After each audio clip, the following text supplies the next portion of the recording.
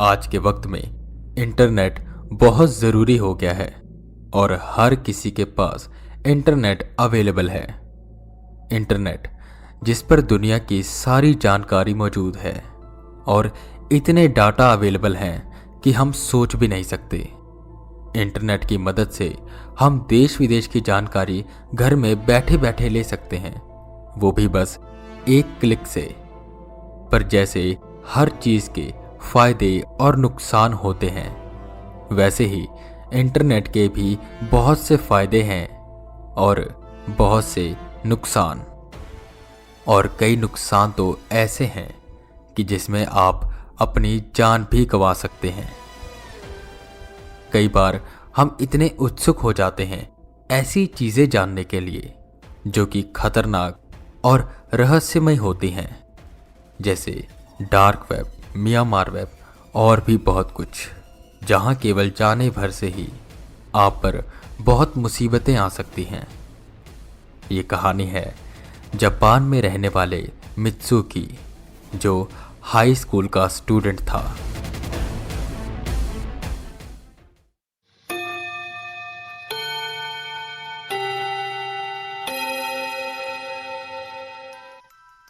मित्सु Japan के एक छोटे से शहर में रहता था।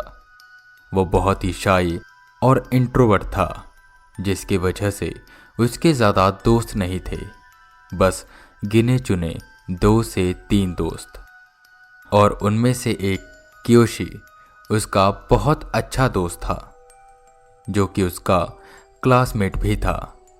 वो ज़्यादातर वक्त साथ में बिताते थे। टेक्नोलॉजी के इतनी तेजी से ग्रोथ की वजह से स्कूल में बच्चों को कंप्यूटर और इंटरनेट के बारे में सिखाया जा रहा था और स्कूल के बहुत से बच्चों के पास कंप्यूटर था, पर मित्सु के पास कंप्यूटर नहीं था क्योंकि उसकी फैमिली के पास इतने पैसे नहीं थे कि वो कंप्यूटर जैसी महंगी चीज़ खरीद सकें। मित्सु के दोस्त कियोशी के घर में कंप्यूटर था, जहां मित्सु कियोशी के साथ साथ कंप्यूटर चलाता और स्कूल में जो कुछ सिखाया जाता उसकी वहां प्रैक्टिस करता। पर मित्सु को अपना एक कंप्यूटर चाहिए था और वो हमेशा इसके लिए अपने पेरेंट्स से जिद भी करता था। आखिर में मित्सु के घर वाले उसे सेकंड हैंड कंप्यूटर दिलवा देते हैं, जिसे पाकर मित्सु बेहद खुश हो जाता है। अब मित्सु इंटरनेट की मदद से कियोशी और अपने नए दोस्तों के साथ देर रात तक चैट करता था। मित्सु की खुशी का कोई ठिकाना नहीं था। वो ज़्यादातर वक्त कंप्यूटर पे ही बिताने लगा। वो अपने रूम से भी बहुत कम बाहर निकलता था, रूम से स्कूल और स्कूल से रूम। अब वो खेलने भी नहीं जाता था, जिसकी वजह से उसके पेरेंट्स बहुत चिंतित थे। ऐसे ही एक दिन मित्सु स्कूल में अपने दोस्त कियोशी के साथ बातें कर रहा था कि उसके कुछ और क्लासमेट आते हैं और उन दोनों से एक सवाल पूछते हैं, क्या तुम्हें रेड रूम के बारे में पता है? Red room? ये क्या चीज़ है? मित्सु और कियोशी ने पूछा, जिस पे उसके क्लासमेट उन्हें रेड रूम के बारे में बताते हैं। यहीं उनके शहर का एक लड़का शिंची रेड रूम के पजल में फंस गया था और वो अपने रूम में मरा हुआ मिला था। उसके पूरे रूम की दीवारों पर खून ही खून था और वो भी उसके खुद का खून। पता नहीं क्या हुआ उसके साथ, पर पुलिस की रिपोर्ट के अनुसार उसने सुसाइड कर लिया क्योंकि उसके हाथ में चाकू मिला था और ऐसा लग रहा था जैसे उसने खुद ही अपनी जान ली हो। पर बहुत से लोगों का ये मानना है कि वो रेड रूम का शिकार हुआ था। इतना सुनते ही वो दोनों बेहद डर गए, पर उस डर के साथ एक अलग तरह की उत्सुकता भी उनके अंदर आई कि आखिर क्या होता है ये रेड रूम और कैसे कोई खुद की जान ले सकता है। स्कूल की छुट्टी के बाद कियोशी मित्सु के साथ उसके घर जाता है और वो दोनों रेड रूम के बारे में सर्च करते हैं। शुरुआत में उन्हें ज़्यादा कुछ नहीं मिलता, पर थोड़ा डीप जाने पर उन्हें कुछ विक्टिम्स की पिक मिलती है जो कि अलग अलग शहर से थी, जहां वो देखते हैं कि उनका पूरा रूम ब्लड से लाल हुआ पड़ा है, दीवारों पर खून ही खून लगा है। और वो दृश्य इतना भयानक होता है कि वो दोनों फटाफट वो वेबसाइट बंद कर देते हैं और इसको भुलाने के लिए गेम्स खेलने लगते हैं। शाम हो जाती है, कियोशी अपने घर चले जाता है और मित्सु भी डिनर करने के बाद कंप्यूटर यूज करने के लिए अपने रूम में चला जाता है। कियोशी भी ऑनलाइन था।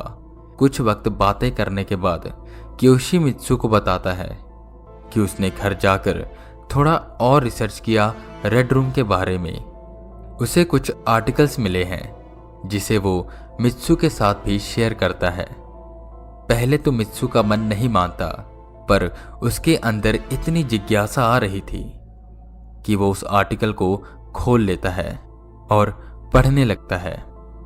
उन आर्टिकल्स में अलग अलग केसेस थे और स्टोरीज थी, जहां पर डिटेल में रेड रूम के बारे में बताया गया था। मित्सु उन स्टोरीज को पढ़ता जा रहा था।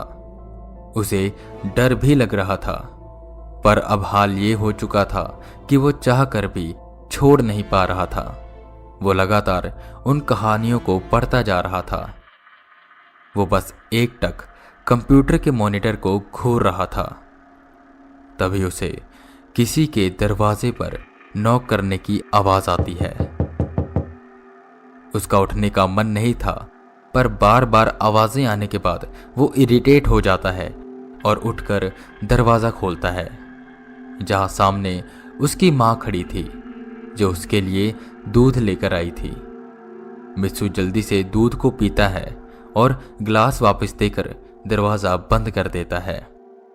मित्सु की मां सोच में पड़ जाती हैं कि आगे पीछे तो ये इतने ड्रामे करता था दूध पीने के लिए, पर आज इतनी जल्दी पी लिया।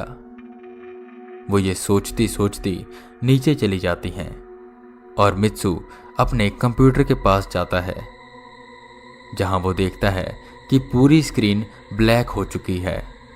उसने चेक किया कि कहीं कंप्यूटर बंद तो नहीं हो गया, पर कंप्यूटर ऑन था कि तभी एक पॉपअप स्क्रीन पर आया और उस पॉपअप विंडो के साथ एक आवाज आई, आनातावा स्की देस्का, जिसका मतलब था डू यू लाइक। मित्सु ने उस विंडो को क्लोज किया, पर वो विंडो फिर से पॉपअप हो आई। मित्सु दोबारा उसे बंद करता है, पर वो फिर आ जाती है। ये बार बार हो रहा था और मित्सु इससे इरिटेट होता जा रहा था। वो माउस पर जोर जोर से क्लिक कर रहा था, पर वो जितनी भी बार बंद करता, वो विंडो वापस से आ जाती। अब मित्सु को डर लगने लगा। वो कंप्यूटर बंद करने के लिए जाता है और स्विच बंद कर देता है, पर कंप्यूटर ऑन था।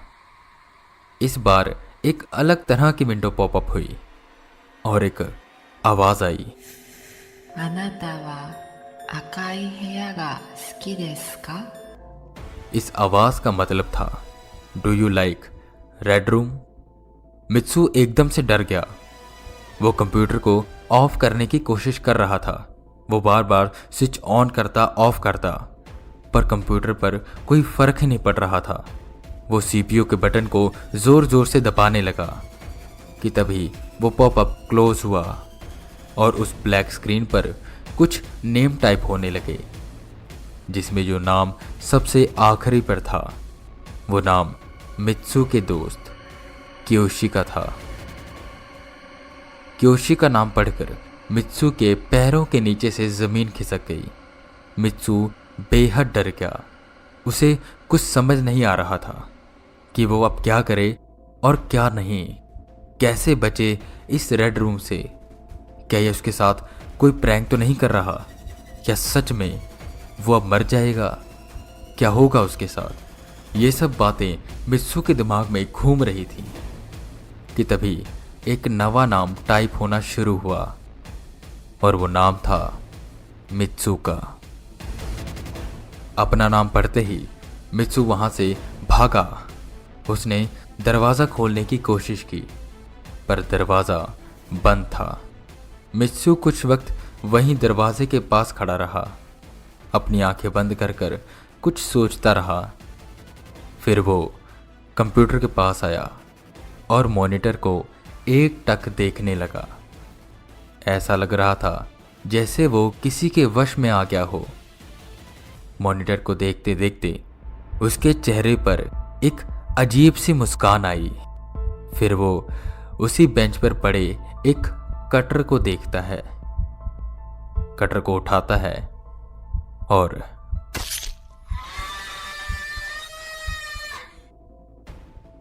अगले दिन जब मित्सु दरवाज़ा नहीं खोलता तो उसके मम्मी पापा दरवाज़ा तोड़ देते हैं और जो देखते हैं उससे उनका दिल दहल जाता है।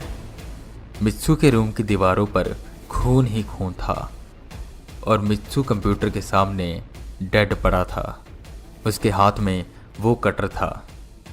पुलिस को बुलाया जाता है और पुलिस की रिपोर्ट के अनुसार मित्सु ने सुसाइड किया था और ये केस क्लोज हो जाता है।